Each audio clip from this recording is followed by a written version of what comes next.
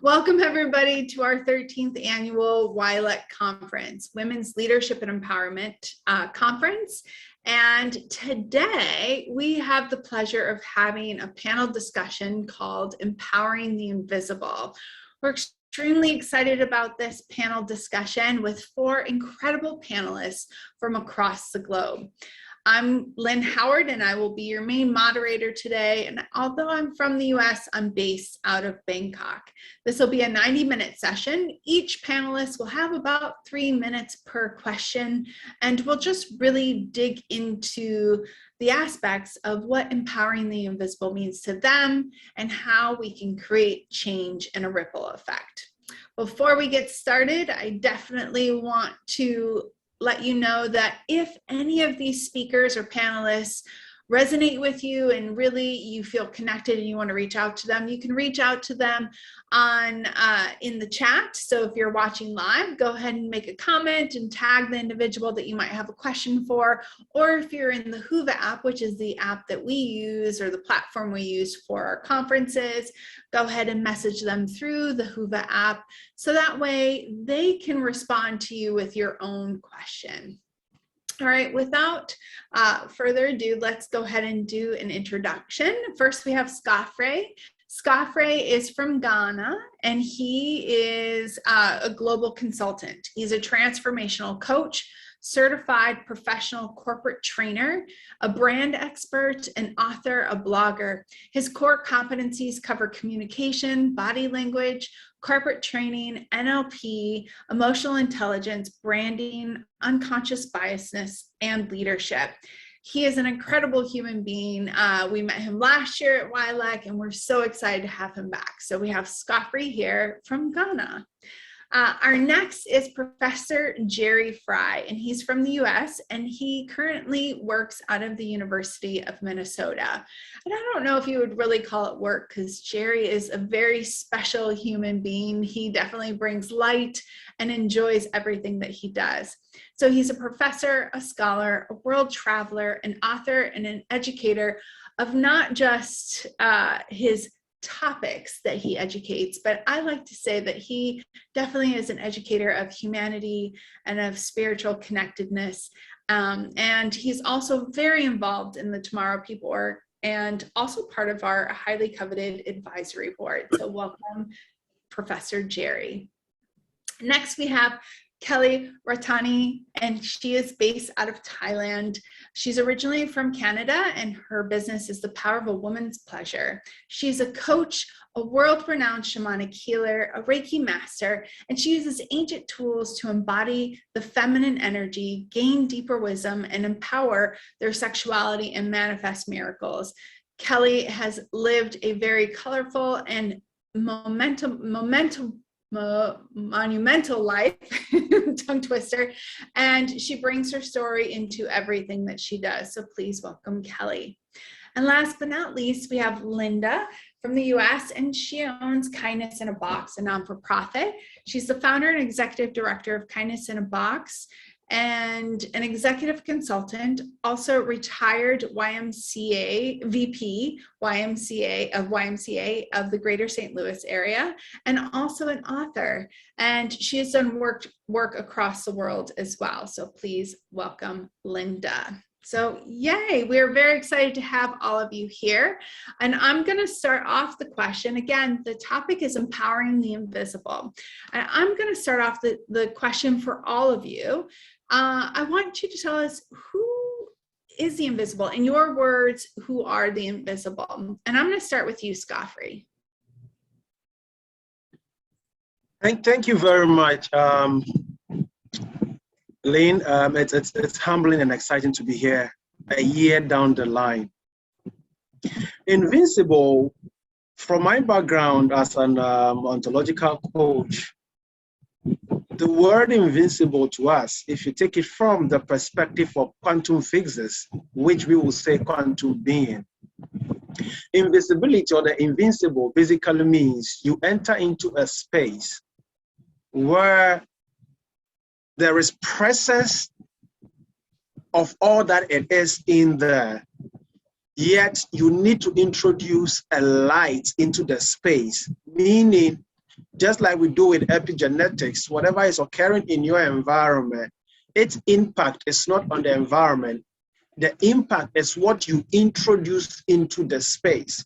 So whatever takes the shape and form of the space is what you have introduced into. So invincibility, or the invincible, to me basically is the space that exists for possibilities, for opportunities, for transformation to occur. Thank you. Thank you, Scofray, for that take on that. Kelly, how would you describe who the invisible are? Hi, everyone. Good evening, or good afternoon, or good morning. To me, the invisible would be people that fly below the radar of what society has given them as the mold of acceptable, of normal, you know, whether that's cultural or religious. Individuals that aren't being seen, aren't being heard by the respective government bodies, law enforcement, educational institutes, healthcare institutes, people that have been existing, you know, without the collective love and support and nourishment that they're entitled to by their respective countries, by humanity as a whole. Yes, completely agree. Thank you, Kelly. How about you, Lynda? Who are the invisible to you? Agree with Kelly. It's those people that do fly under the radar. They're ignored. They are literally invisible by the majority of society. They are what I would describe identityless and do not have the same advantages as other members of society. And they feel that, and they know that they are ignored. They don't have the same access, as Kelly indicated, to educational opportunities, healthcare opportunities. They're literally invisible. And they are, in my experience, are very much aware of that. And as Scofray said, that they present an opportunity for those of us in society to change the invisibility and bring them into the light. Absolutely. Thank you, Lynda. And Jerry, how about you? Who are the invisible to you? Well, let me maybe start with a couple of concrete examples. I took my students to the largest Hmong community in Phetchabun province in northeast Thailand. And we visited this very large Hmong school. And many of my participants in my program were Hmong Americans. And they were shocked. Every student in the school, the 90% Hmong, had Thai names. So they were invisible as Hmong because they were given Thai names and they were to assimilate into Thai culture. That's one example of invisible. In the US right now, there's a big problem with many white people in the US thinking that all Asians are Chinese. And therefore, a Philippine American, a Thai American, a Lao American is seen as Chinese and with the anti-Chinese bias, but they're invisible as Philippine Americans. They're invisible as Thai Americans. And those are just examples. Another example of invisible, I had a colleague, a wonderful friend in Mae Heng Son in the north of Thailand. She was a Shan refugee coming from Burma. And she showed me her identity card. And this gets back to the lack of fundamental rights. It restricted her in so many ways, made very clear she was not Thai. And sometimes when I'd see her messages, I would want to cry. But those are some concrete examples of the invisible. Let me close with one last one. The largest slum in Bangkok is Klong Tui. And when the IMF and World Bank had a huge meeting in Thailand, they actually boarded it up so people wouldn't see the people in this largest slum. They're all living there illegally. They have no educational rights, but thanks to Kubatif, the slum angel, she has provided education for them. Wow, Those are just some examples. No, thank you for those examples.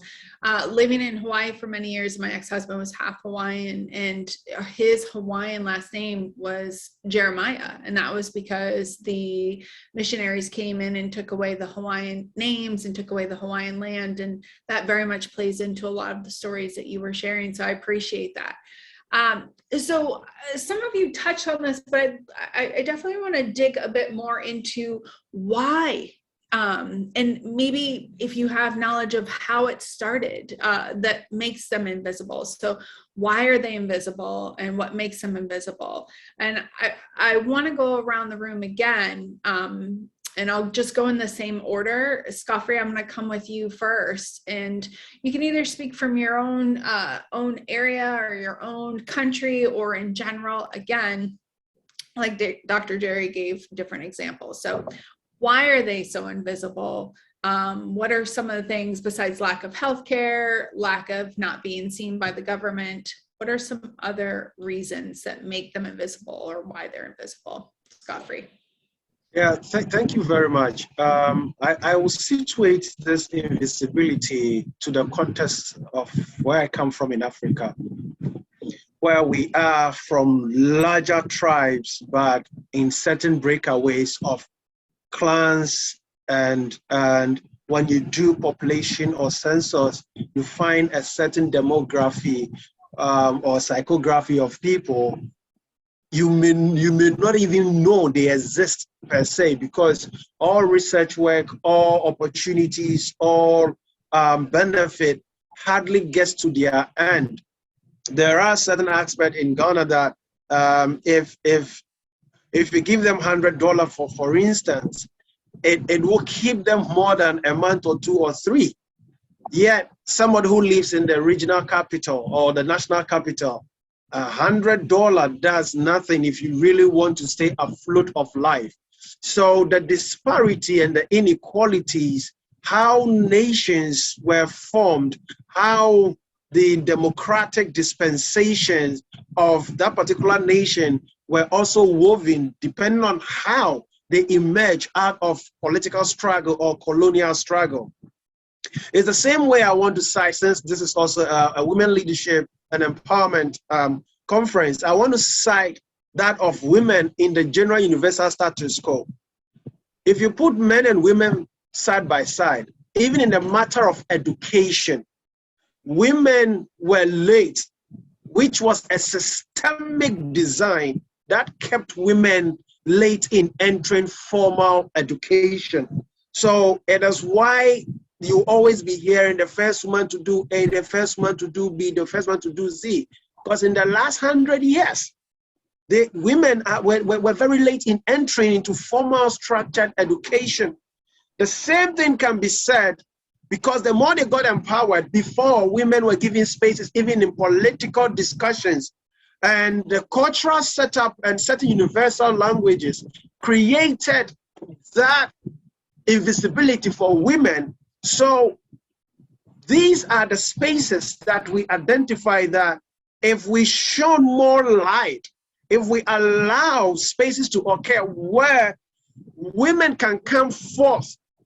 If you look at the pandemic and how amazing presidents, female presidents stood tall and showed womanhood, showed leadership, that is to tell you that if we are to uncover and break the glass ceiling together, we will get more women coming through without necessarily having to deploy their leadership through masculinity. But we embrace them in all who they are, so that women can break through and become part of the building of society and the world as a whole.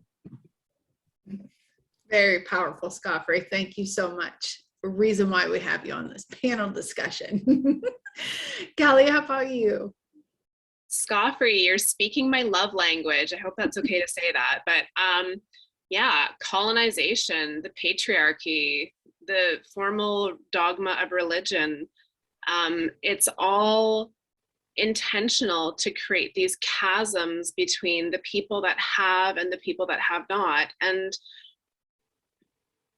when we are collectively still stuck in this state of dishonoring women and not granting women the same rights and safeties, around their personal bodies, around their access to opportunity, we're forever going to create this continual divide, right? As Scofray mentioned, when we have women who are supported in their roles as leaders and they're in a safe space to embody their feminine and release themselves from toxic masculinity, they are indeed truly great leaders. They're nourishing, they're inclusive, they work as a collective rather than this patriarchal poison that we've all been, sipping on, of like domination and ownership over each other. And so when women don't have access to opportunities, then nobody does, even men, the opportunities that exist for men in the world or children, if women are still not in those spaces of being seen and heard for who they are and the gifts that they bring, then there's an element of us that are also not honoring the men that are in those leadership roles and putting them in positions where they are burnt out and so on and so forth. And I think that when we look at the truth of like colonization and the healing journey that countries have to undergo and nations have to undergo in order to reclaim themselves, it's a lot of the same for women. It's, women have been colonized as property forever. And as Scofray mentioned, it's depending on your respective nation, it could be as recent in the last 20 years that women have entered the workforce, or the last 5 years that women have been granted access to parliament. And so when we're still dealing through these, as advanced as we are, in so many ways with our super phones and so on and so forth, we still have some very archaic, outdated models about how society can thrive and how we can bring light, as everyone has been mentioning, into these places that have been kind of dark and dreary for a long time. Absolutely, Kelly. Thank you. Lynda, how about you? Why and what makes them invisible? My experience, I've worked with for 16 years now, the Quechua people in the Andes Mountains in Peru, and the indigenous. They're descendants of the Incas. And what I find is that they are invisible to their own people who are located in the big cities of Lima and Cusco. But if you go up in the mountains, and I've worked with the people for 16 years, I see that the women in those villages are equal to the men. And in many cases, they are doing the work of the men. They're farming, they're herding the animals, the cattle, but they're still, in a sense, subservient to the men. The male is the final say in each village. But I find it interesting because these people are descendant of the Incas, who were an amazing people and what they handed down to generations. And yet they're invisible to those that are in the hierarchy of their country. And that's not just to speak of Peru, that's anywhere in the world. And during the pandemic, these last 2 years, they were the last on the list to receive any medications, any kind of masks, sanitation, sanitizers, anything like that. And without the work of my charity, that would not have been provided. And so they were always the last on the list. And unfortunately, that still exists. They are what is they are identity lists among their own people in the bigger cities. But through some of the projects that we're doing, they're finding their way and people are noticing their achievements. And it is through those kind of opportunities, and it's through consistent opportunity, not just someone coming for a year or two and saying, hey, let's do this or do that. It's through consistent interaction with those that are the invisible. And in my case, it's those indigenous Quechua. Thank you, Lynda. How about you, Jerry? I think as the previous speakers have mentioned, it all really basically comes down to leadership and a lack of dynamic, creative leadership. Let me go back to the Hmong school example. My students and I interviewed the director of the school, and we asked him about what kind of future there might be for the students who graduate from this school, 99% Hmong. And he said, well, the guys, I think, they have a lot of potential to become motorcycle mechanics. The women, I think they have a lot of potential to become beauty operators. My students were shocked. And 99% of the teachers, administrators were Thai, 99% of the students were Hmong. What incredible asymmetry between the culture of the leadership and the people being served by the leaders. So I think myopic, ethnocentric, narrow-minded leadership around the world, the socioeconomic elites, as Kelly was talking about, inequalities that are fostering these systems of inequality and injustice. So we really need, frankly, we need many dynamic, visionary women leaders who will transform the world and hopefully make these people who are invisible more visible and give them their opportunities and rights that they deserve. Absolutely, Jerry. I appreciate that. For those of you that were here last year, we had Friends of Thai Daughters speak, and what Lynda was speaking about, the identity list or the statelessness of individuals, and essentially Friends of Thai Daughters works with the stateless individual women or young girls in Upper Thailand, in Northern Thailand, to help give them tools and help provide them with a sense of ownership and of identity. And I think that that's very much needed in this world. So my question to you is, you know, what can happen if we can help the invisible be seen? What can be the ripple effect? And I'm going to go to you, Lynda, first. Well, again, in my experience, it is giving them the confidence to follow opportunity and consistent opportunity. For example, working with the women, the indigenous Quechua women, providing them opportunity that they can earn a living. So we have a couple of programs based on their own heritage, using weavings and alpaca yarn, and to provide that so that they can make their own sweaters and scarves and to go to market to sell. But it's to reinforce their talents consistently.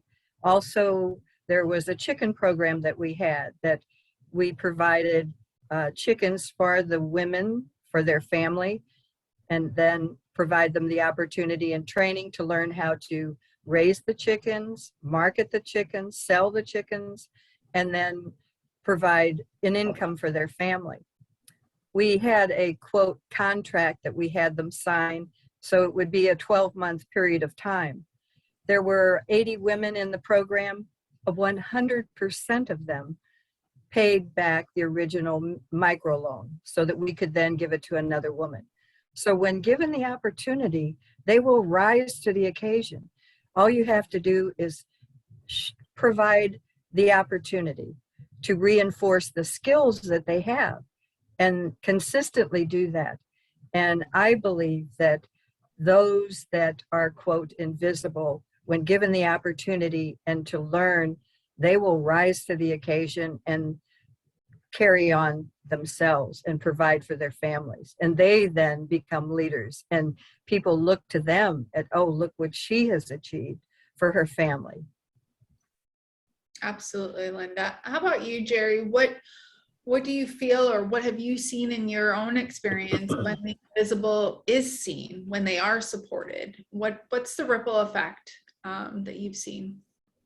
I think as Lynda pointed out, there's so much potential if we provide that kind of equitable opportunity for all, including the invisible. Let me again give you a couple of concrete examples.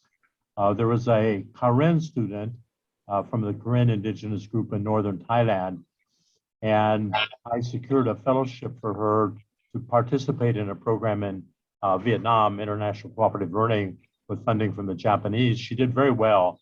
We liked her and she performed so well. Then I contacted people in Iowa and got her an Iowa Women's Scholarship. So she became the first Karen woman in history to do graduate work in the United States. She went back, she became the CEO of a major international NGO promoting sustainable development around the world. Married a Polish chap, intercultural marriage. So that's an example of how when we provide the individuals like this the opportunity, at a program in which we had many Cambodians who had suffered through the terrible tragedy of Cambodia, and their motivation to learn, their motivation to get ahead if you give them the opportunity. So I think Lynda's exactly right. We just got to work hard to have policies and laws that, and that's going to require that kind of dynamic leadership I spoke about before, so that they will have equitable opportunities. I appreciate that, Jerry. I think when we can breed hope and give opportunity to those that have been maybe not seen, the possibilities are completely miraculous and endless, because they have such a different outlook and take on life. So I appreciate that example. How about you, Kelly? I think it's such a beautiful question, because it's like, what wouldn't be possible? You know, if we had women that knew that they were worthy of safety, if we had women that knew that they were worthy of a living wage, like wherever that is, if they were remotely aware of how incredibly capable they are, and then they had the tools and the systems and the people in place to support that, it's like, what wouldn't be possible? We suddenly would have women with enterprises that would actually support their families. We would have women that would have free time, which is like really a luxury for women that do not have financial resources, like maybe to read to their children or learn to read themselves, or play with their children. We would have women that would be able to be more present as mothers, because they would be out of this like continual battle of survival, and in this state of where they know that they have enough for whomever is living in the household and maybe some extra, and that they're going to be able to teach their children to repeat that process.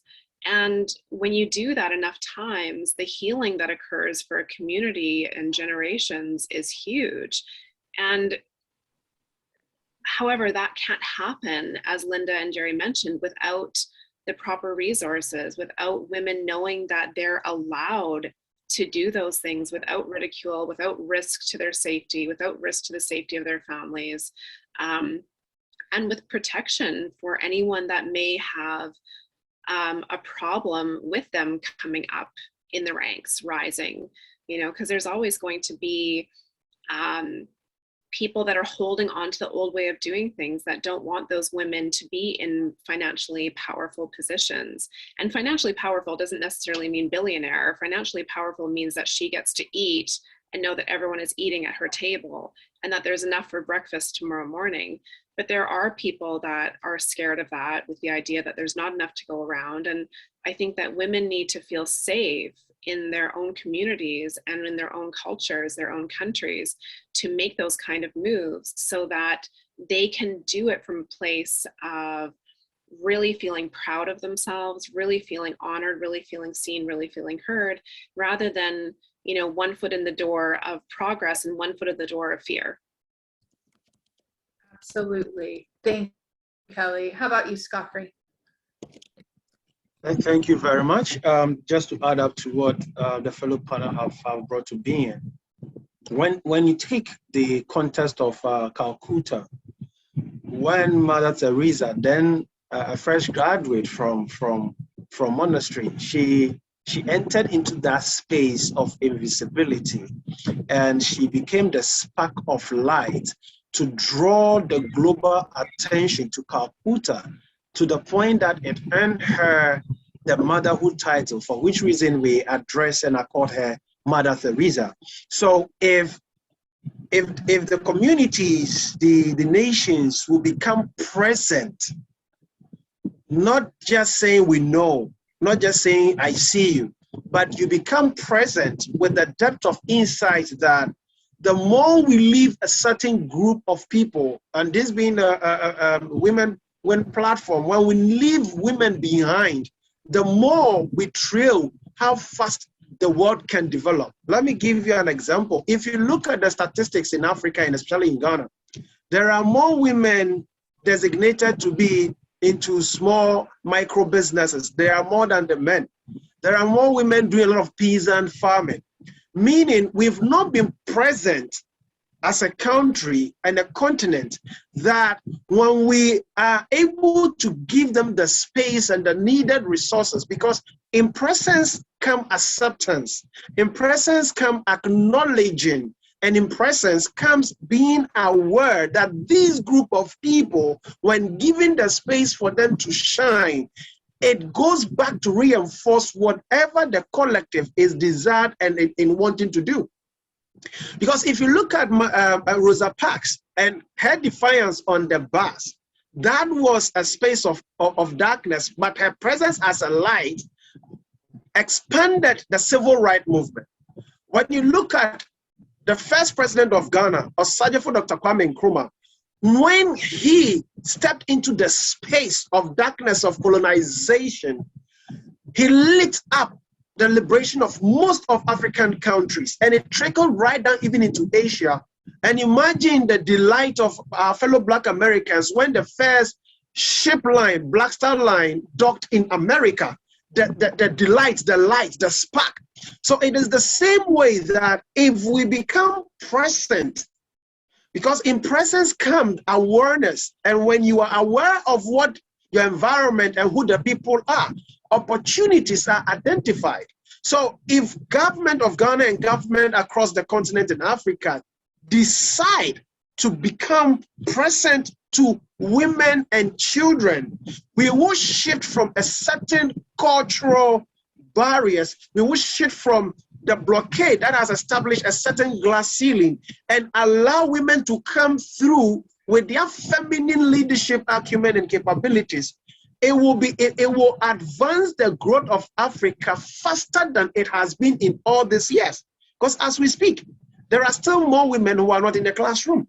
Yes, if there's a proper tango and synchronicity between the personal, deliberate investing development of our women, starting from the young girls, they will be empowered. This is what is beautiful. When a woman is empowered in self-development, they become agents, or they create the agency to raise wonderful, responsible children. It doesn't have to be. Thank you, Scofray. Sorry. Yes, absolutely. I was wrapped up in your answer. Absolutely. And I'm a big person, a big believer of being present, just in my own life, but also definitely to be able to be connected, to see the invisible, to make a difference in the invisible. And I love how you gave the different examples throughout, across continents, right?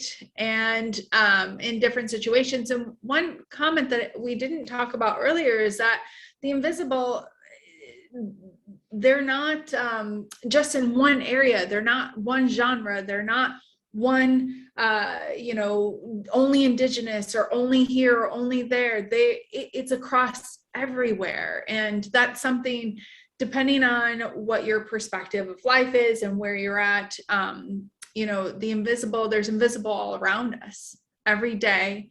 And it's really us being present, being connected, and being able to reach out to them. So I appreciate that very much. Let's talk about, I'd love, because all of you have very dynamic stories. And so before I get into some more questions, I want to just have each of you share just a small portion of why this is so important, and maybe a personal story. Some of you, whatever you feel that you want to share, that's up to you, but why you were drawn to speak to this. Like, why is this particular panel discussion so important to you? Because all four of you have very special stories around this. So I'm going to start with you, Lynda. I know you already mentioned that you work and created a non-for-profit in Peru, in the Andes Mountains, but I'd love for you to share a little bit of your story. I simply went to Peru in 2006 to hike the Inca Trail to Machu Picchu. I hike all over the world and wanted to do that, to see the ancient ruins. And while on the hike, I saw the indigenous children working in the salt pools, caked with salt and bent over, and very young children. And it just moved me, and I felt called to help them. And so I thought, okay, I'm in the United States, they're 4,000 miles away, but my history in working with the YMCA, I have done international work, so it wasn't insurmountable how to help them. And so the one thing that has been my experience for success is you start with the resources on the ground in that country, whatever country it is, whatever village or area, and you start with those people with the resources there. So contacting the Department of Education, the Department of Agriculture, to work with me to help those that are in need and those that are invisible. And so what it does is you bring that hierarchy with you up into the mountains to help the villagers and to show that your expertise in agriculture or education, whatever resource I tap into to help with the programs and projects, that opens their eyes, and it also helps those that I'm helping. So it's, to me, and then it's a consistency, because when I first started, all of the people I was working with kept repeating, are you going to come back? Are you going to come back? Because it's okay to come for a year or two and do your thing, and then many do not come back. But it's been 16 years of consistent work and using and bringing in those resources that are the hierarchy of the local governments nearby and also in Cusco and Lima to help these people. And it opens their eyes too as to what Kelly has talked about, and Jerry, that the ability, when you provide the resources and the opportunity, they soar. They reach heights that they never dreamed of. And others are looking and saying, hey, wait a minute, they're doing XYZ. I think we need to check that out, because they're being successful selling their yarn and products at market, or the way in which they're harvesting their vegetables and that. So they have gone from being invisible to being highly visible, and to being looked at by others in society, that these people are successful. They are successful individuals.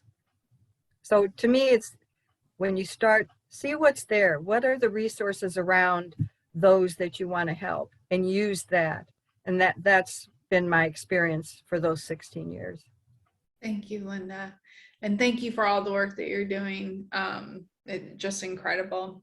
Jerry, how about you? You have lived such a colorful life and made a difference in so many lives. And we couldn't imagine this panel without you on it, because of all the difference that you've made, not just, you know, through the university and your teachings, but also your travels and your connection to the communities as you travel.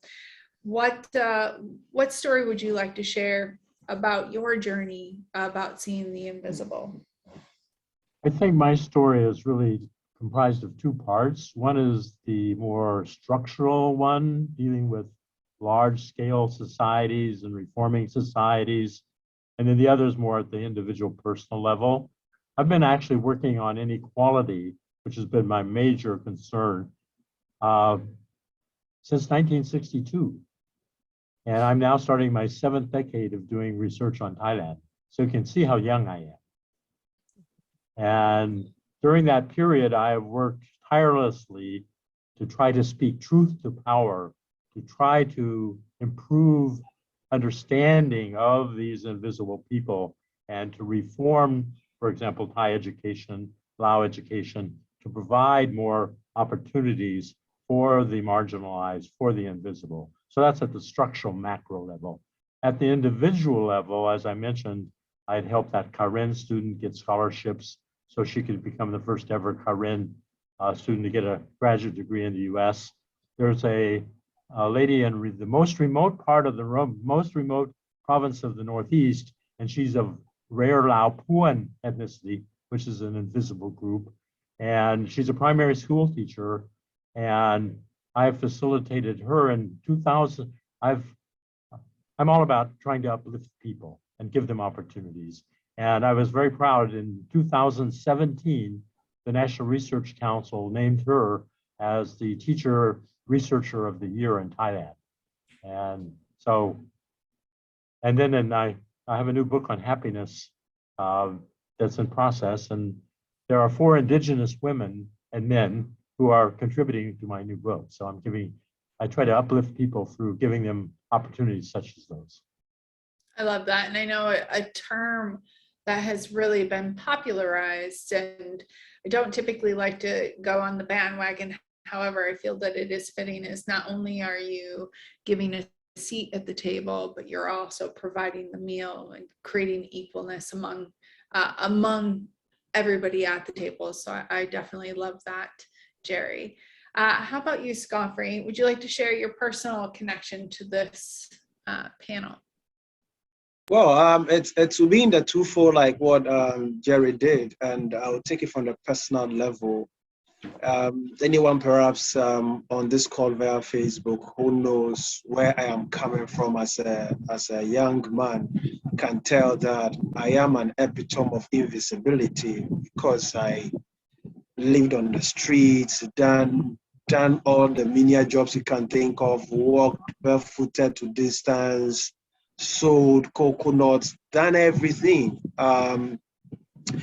Didn't go to university very early, all these. So being able to come from that point of invisibility, and in 2007, I had my first national television interview, and one of the panel, who is a renowned journalist, Kuba Yankee, yesterday wrote on my Facebook wall that the first time I was paneled with her on TV in 2007, she saw that there was something more I could do. So I understand the essence of invisibility, and when people give you space, it was somebody who took the challenge to say, you're doing something that must be on national television for others to benefit from you. And since then, wherever I've also been, I've done the possible best to open doors for others to come through. And when it comes to in the line of duty, I am so compassionate and passionate about people becoming the best versions of themselves. So it is not by accident I'm into coaching, training and consulting. It's so beautiful. I remember a role I played to get a young girl into university, and she's doing awesomely well. Just this morning, I was talking to somebody who was drowned in loneliness, depression, and telling her my story, where I'm coming from. And that is what creates that sense of uniqueness, where invisible spaces are giving light for us to see and experience them. And the last one, most of my friends know how hard and strong I am with issues of women empowerment. But from last year or so, I've begun advocating for the well-being of men, the sanity of men, and being able to come from these two divide to see that humanity in our commonness drive the greatness we can be, not always on the negative side of the story. Then this is what I would love to share when it comes to the two sides of the coin of my life. Thank you, Scofray. Definitely inspiring for sure. And Kelly, how about you? It's a good question, because before we got on this, I was actually getting a little bit emotional, just at the prospect of being here and being invited. So for me, the reality of invisibility for me was I was trafficked into the sex trade when I was 16. So I worked as a prostitute from the time that I was 16 until I was 26 in Vancouver, British Columbia, Canada. And when I was about 9, so you're invisible. You know, you're standing out of the street light. You're in and out of people's cars. You know, you don't matter to a lot of law enforcement. You don't have a lot of rights. You don't pay taxes because you don't have an income. You know, you don't have bank accounts. There's a lot of things that you don't get to participate in society when you're working in that sort of an industry. And when I was 19, 20, 21, we had a serial killer in Vancouver, British Columbia, that was taking prostitutes, and these women never returned back home, back to their families. And I remember one of the news stations doing an interview with the chief of police at that time, asking what can be done to protect these women. And I remember listening to this chief of police who, you know, took a vow to protect all citizens under his jurisdiction, and actually said the words out loud on national TV that he was doing the Vancouver City Police a favor by cleaning up the streets. And those words were obviously disgusting, and they really, you know, drove home the reality that women in those industries, not just in every country, are invisible. And so after I made I call it my great escape, I found all kinds of other barriers. And I have to honestly admit, like, I recognize my white privilege. I speak English. I was sober. So I had a lot of opportunities that a lot of women do not have. However, I still couldn't find a job. I couldn't be taken seriously. I couldn't even get back into school to do anything, you know, to provide for myself, and because I didn't have a complete education. So I ran into all these barriers, and, you know, as luck would have it, and I was able to talk myself into jobs that I was unqualified for, and so on and so forth. And I see that invisibility, not just in sex workers, but in women in general who, you know, who are still feeling objectified, who are still feeling like they don't belong in the boardrooms, they don't belong, and they're not worthy enough to be in leadership roles. So for me, it was a really huge honor to be asked to be here, and incredibly emotional as I got ready to do this call. So thank you, and thank you for letting me share my story. Absolutely. Thank you all for not just sharing your personal story, but also the hurdles that you've overcome, the opportunities that you've created for others, and the continued work that you do to help the invisible be empowered and be seen. So thank you so much. You know, I definitely think that we need to, I believe in learning from challenges or mistakes and what did not work. So I'd love to open it up and ask, you know, what have you seen that might be challenges and or things that did not work either in your community or in general to empower the invisible? And then we're going to get to how we can help make that work. So, but the first part of the question, and then I'll come back around and ask the second part of the question. So what are some challenges or failures, as some might say, or things that did not work to help the empowered be seen? And why do you think it did not work? So I'm going to go back to Lynda first. I work with not just the people in Peru, but also many other organizations and agencies and other invisible peoples. And some of those are African-American gentlemen in my own city in the United States. And what I find is that that there is opportunities available for them. For example, there is a group that wants to do economic development in their community, and I'm working with them to do that. But it's that there are opportunities, and they're governmental opportunities, but sometimes in order to get funding to provide for what they want to do, you have to go through a foot-high stack of papers and all these hoops that you jump through, and then you do that, but then the funding doesn't happen where it should. But I think that the key to trying to help individuals to succeed, no matter what your goals are in trying to help, whether it's get money or opportunities that people have spoken about, getting kids in college or school, that even though there are those barriers, that you say, okay, this door is closed, let's go around the back and see if there's something else that's open that we can, another door that we can get through. I think that's been one of the things that has helped me over the years to help others, is to consistently seek other means. If the means that you're working through, whether it's trying to get grant funding or government funding or whatever, doesn't work, then find another avenue. I think that's with all the panelists here, that there is a consistency and a doggedness to just keep trying to help whoever you're trying to help. That if this door doesn't open, then go try to open another one.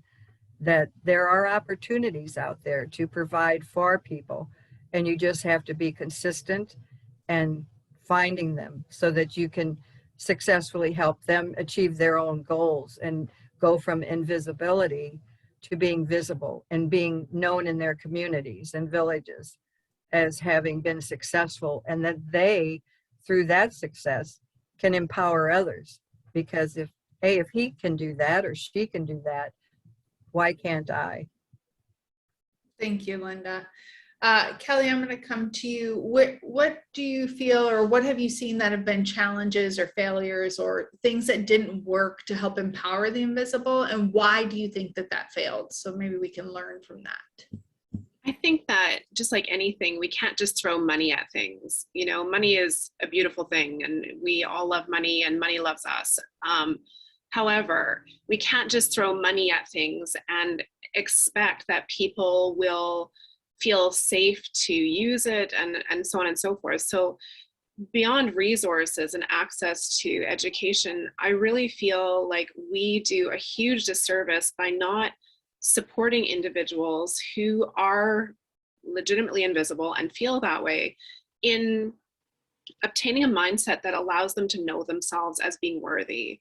So helping them establish a mindset of possibility, a mindset of, I'm going to leave this old story that has been running through generations and through centuries in this particular situation, and I'm going to create a new story for myself.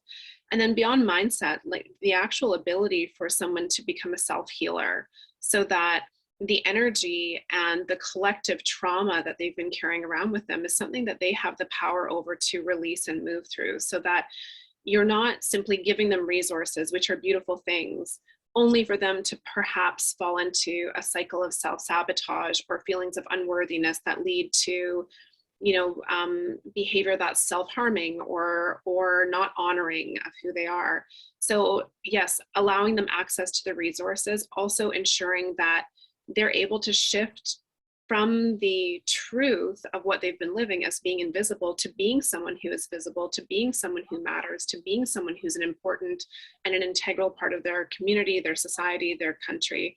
And then also providing them the tools to regulate that mindset, and also support them in the healing process so that they can truly move forward without the generational trauma that they've been carrying around. So I think that, yes, grant them resources, ensure they have access to information around mindset and someone to support them on that journey, and then ensure that they understand that they have the ability to heal those stories so that they don't have to carry them forward anymore. Thank you, Kelly. How about you, Scofray? What failures have you seen, or challenges, or what didn't work, and what can we learn from those? Thank you very much. I just wrote this down, and that will be my leading introduction. I said that the darkest invisibility is the mindset, which Kelly has really enforced. That is the darkest invisibility. And unfortunately, it is accumulated over several years, which I use my life to cite as an example. Recently, when I was reading so much on neuroplasticity and research has proven that whatever our life experiences, it creates pathways in our brains. And the good news is that those pathways can be rewritten or overwritten. But sometimes we are held so bound by the earlier pathways that have been created in our entire mindset. And I'm speaking somatically. It's not just the head brain. I'm talking about the total makeup of our mind. So these become one of the most difficult challenges to overcome, because until 21 years, I did not have self-love. I did not have self-belief. I did not have self-possibility. I couldn't see myself because I was living in the shadows of all the things I've been told I cannot be, I cannot do.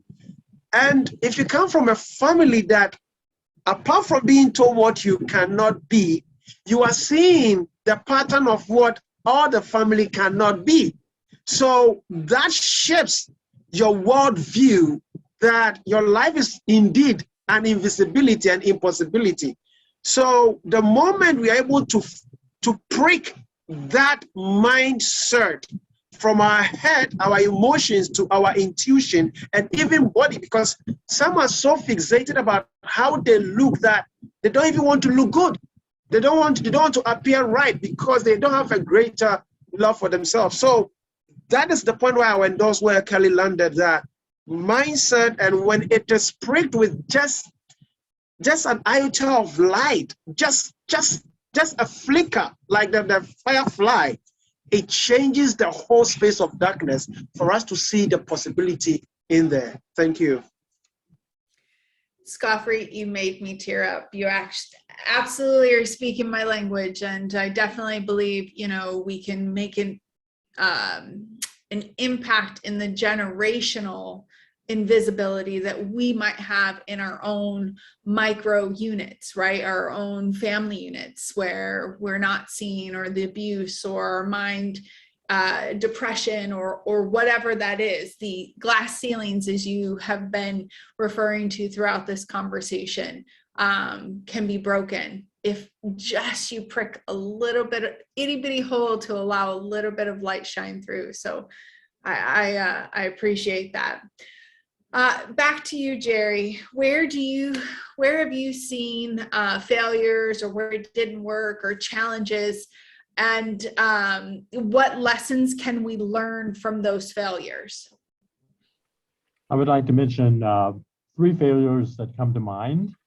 One was the National Education Act, which was the basis for the Major Thai Education Reform, which was passed by the Parliament in 1999.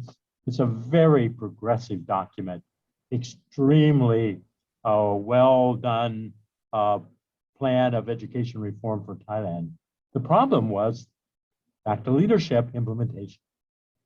It's easy to articulate wonderful ideals and visions, but it's tough to actually put them into practice and implement them. That's the real challenge of leadership.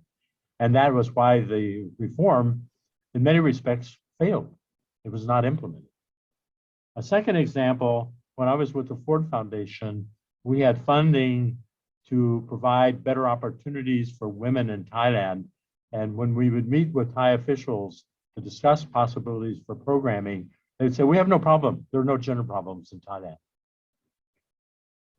They would not recognize that Thailand had a problem. Right now, for example, Thailand is one of the few countries in the world where women and men are now earning about the same amount.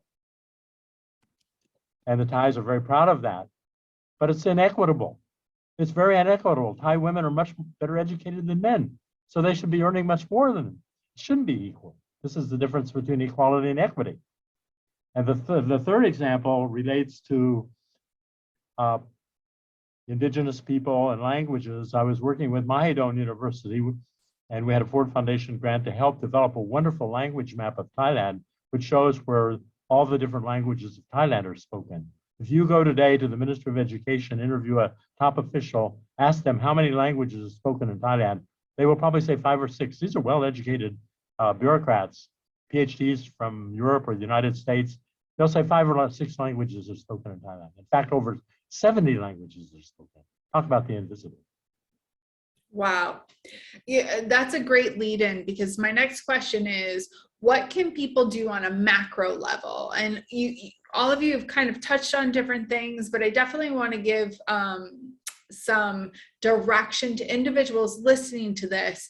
Are there organizations that they could team up with? Are there initiatives?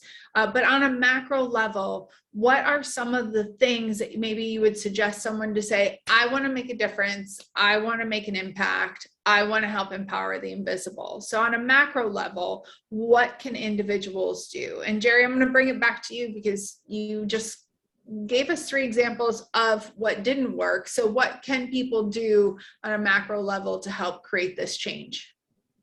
There's an organization, I'll look up the data there. It's based in South Bend, Indiana, established by a former Peace Corps volunteer.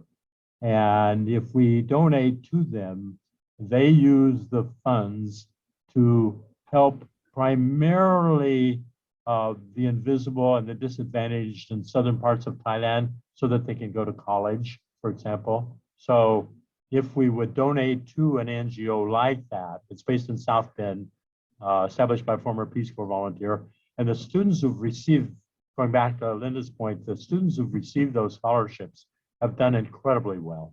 So if we could give $500 to that organization, that would have a huge impact. So that's an example of the kind of, and they have no administrative overhead. It's all done on pro bono basis. So I think if we can find those NGOs like that, that are really making a difference, and then share some of our resources with them. Excellent, Jerry. Thank you. How about you, Kelly?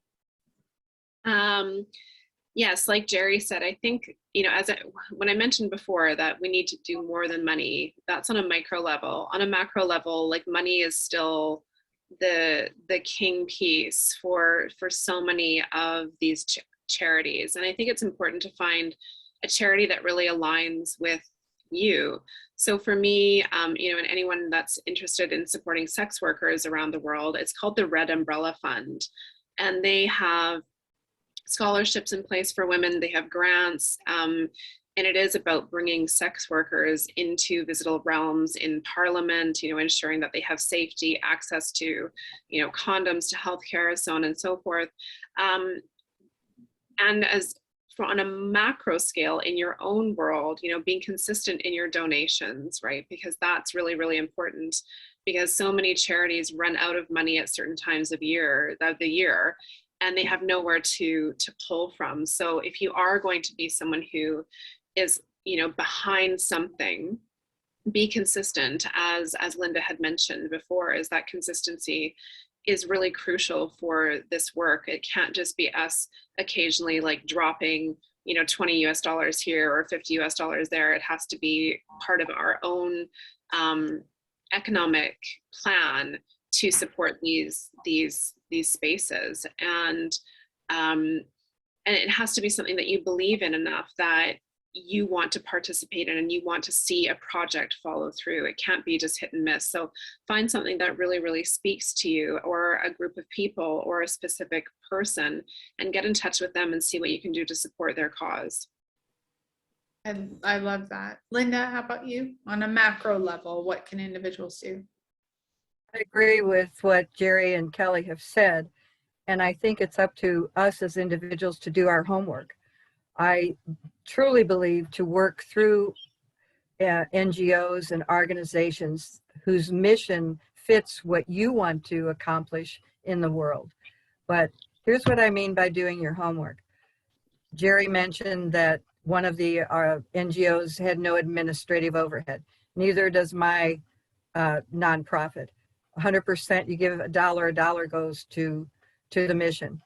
So what I would suggest is for people, when I mean do your homework, check out, go online to resources that shows the 1099s of various organizations, various nonprofits that show you what % of my dollar goes to administrative overhead and what % of the dollar goes to actually help those people on the ground that I want to help.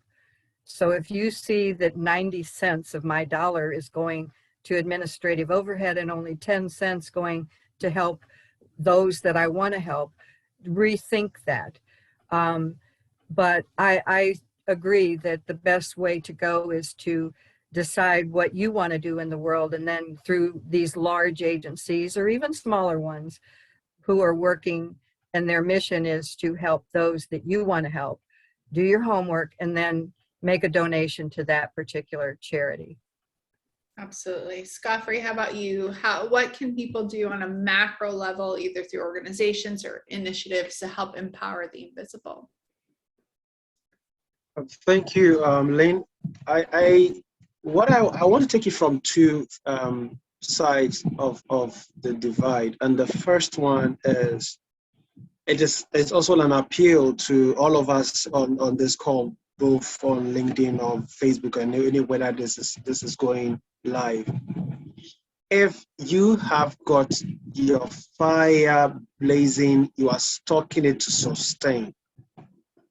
Make a conscious, compassionate effort to lit the touch of someone you know is working out to escape invisibility. That becomes giving, it becomes impact, it becomes a way you are unraveling how significant you are to this universe, and it means a lot of what we call higher calling or higher living. Then the other flip of the side is what I want to say. If you admire someone who has got his touch or her light on, just touch yours to theirs, because that is actually where the miracle of breaking forth from invisibility lies. It gives you sense of responsibility. That means response to your abilities, and as well as agency, that you have become the author of how your life should turn out, such that you can also become a lighter for other people to escape this invisibility. That is where the magic, that is where the wonder and transformation is. When you get admired, like I had a lot of people admire and began dreaming, having dreams. Nobody will charge you for dreaming. So I started reading, gleaning, studying, watching videos, all that as a way of stoking my light. So when I read and listen to other people, I am fueling my tank to lit my torch. So I will say on these two divide of the coin, those of us who have found our light blazing, remember it is not for our soul end alone. It is to be able to push forward and lit that of somebody's. And those who are still, which we know, take charge. The responsibility lies on you, and the fulfillment that comes with you seeing yourself lit your torch is so enormous. Thank you. Absolutely.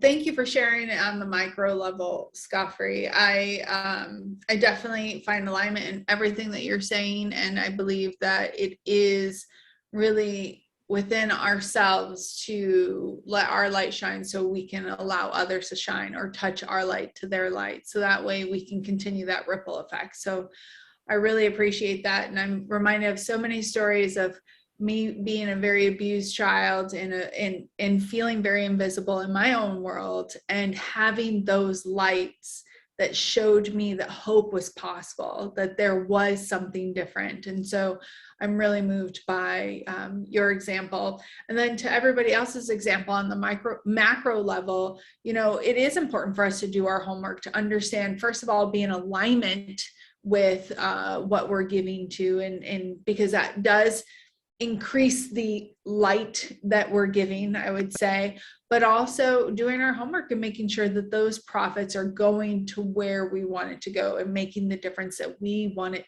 to make in the way that it can. I have a question from the audience. So I'm going to ask this question. So bear with me as I read this. The invisible, marginalized, and indigenous communities in the context of culture and identity as important aspects of the empowerment process experience a higher level of poverty, unemployment due to social and economic exclusion. How can we empower people through empowering their culture and identity? All right, so I'm gonna go to Jerry first. Okay, that's a great question, and I'm glad it was raised. We spend all our time talking about political democracy, and we spend almost no time talking about cultural democracy. And that's exactly what you're talking about. We need leaders who will promote and dedicate themselves to creating cultural democracy. I was just in Andorra. It was wonderful in Andorra because they have 4 languages to reflect the different ethnic communities of Andorra. And Switzerland has 4 languages. Singapore has 4 languages. Singapore, I think, does a reasonably good job of achieving cultural democracy, but many countries fail miserably. We did a study several years ago, including one of those indigenous people I mentioned, the Laopuan lady, looking at the lack of cultural democracy in both Korea and Thailand. Thank you, Jerry. How about you, Lynda?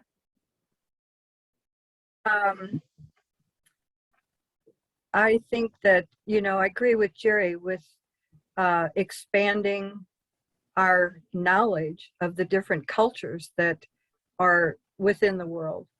And I think it starts with me, with all of us, with each individual, as to what can we do.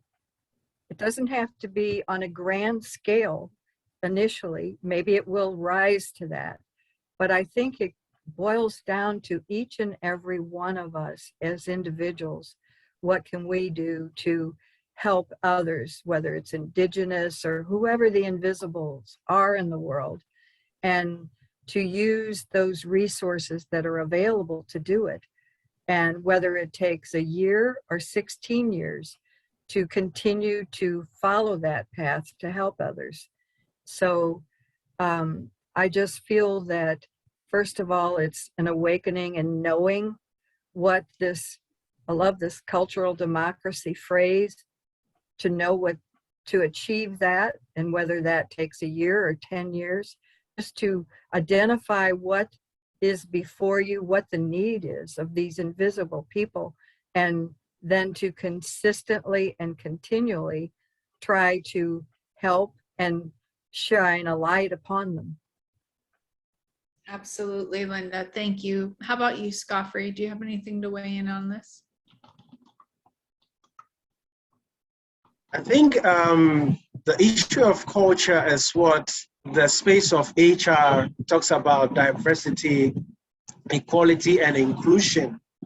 But because most of this languaging occurs in corporate context, it shifts away from the social, tribal, national identity of the people. And it is very important that we begin to see through that. If you really want to enforce DEI, you must begin to look at the socio-cultural context of diversity, inclusion, and equality.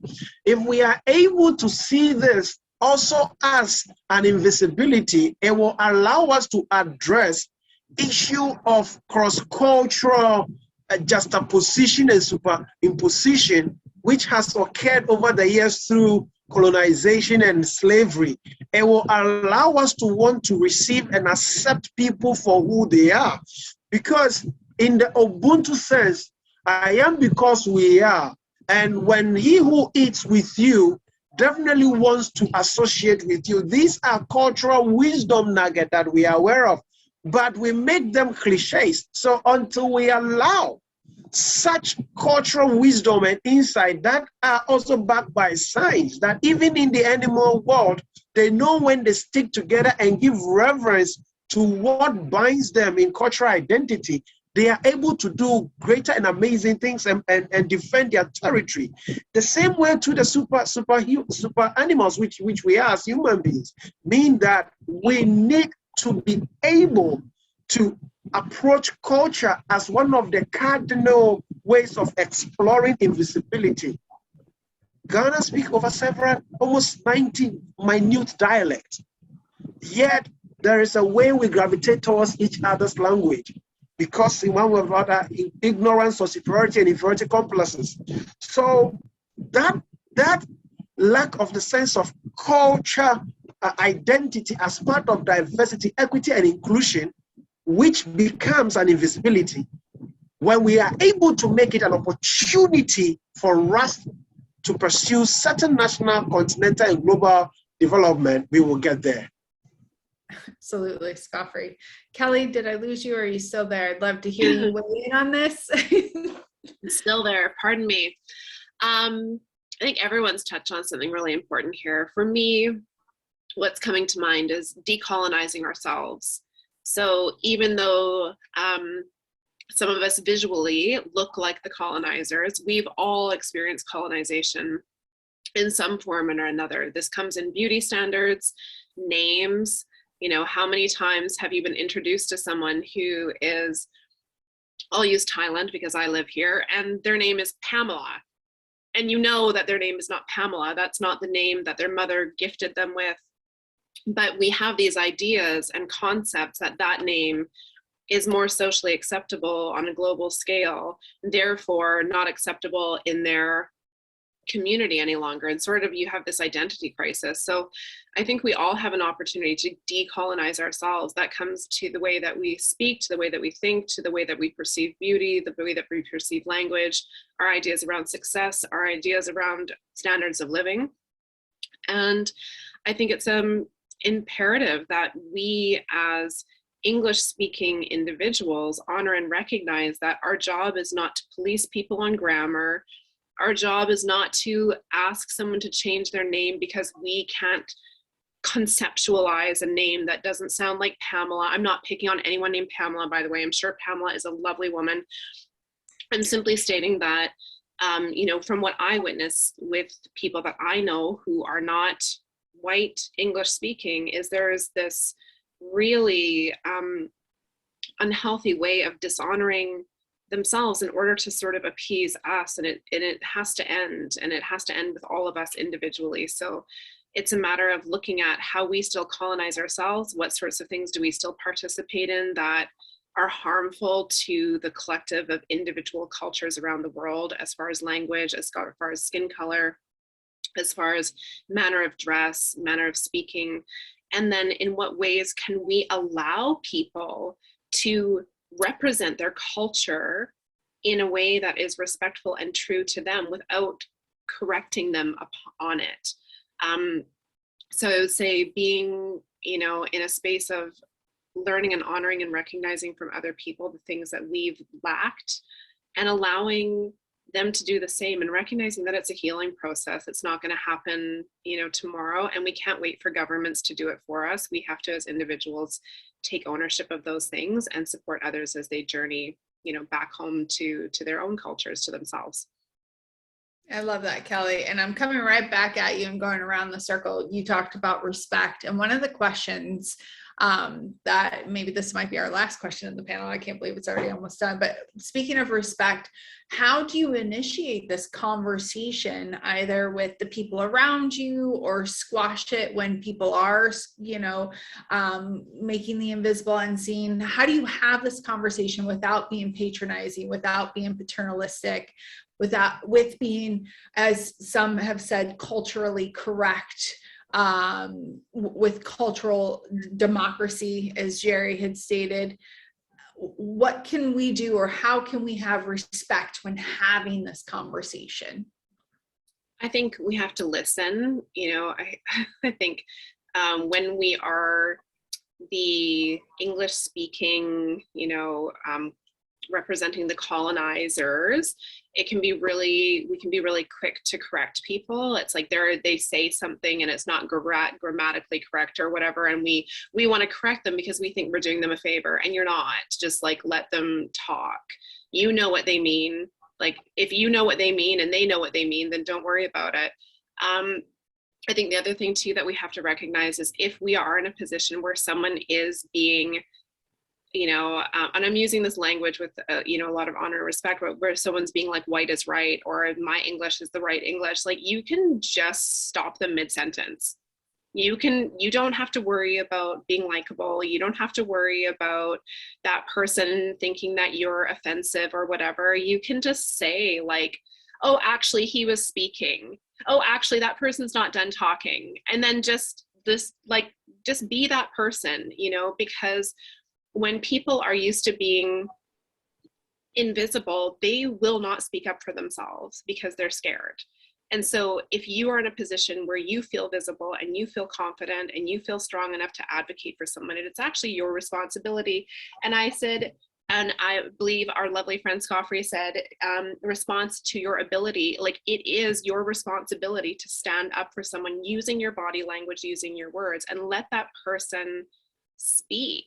And no one cares about grammar anymore. I mean, some people care about grammar, but let's be real. Like if you know what the person is saying and they know what they're saying and they're trying to get their point across, it is not up to you to be like their grade 2 grammar teacher, right? If someone's dressing in a way that is different than you, it's not up to you to decide how they're supposed to dress, right? These are things that we have to accept about ourselves. And these are things that we have to honor and allow safe spaces for others to participate in their own culture.